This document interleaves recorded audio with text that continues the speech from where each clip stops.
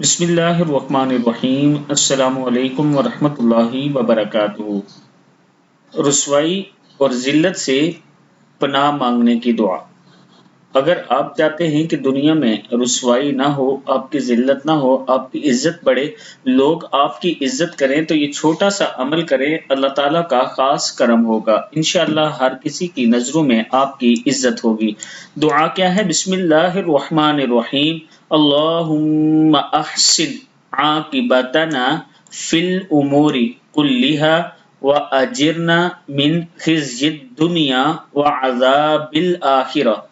اللہم احسن عاقبتنا فی الامور کلها واجرنا من خزي الدنیا وعذاب الآخرہ۔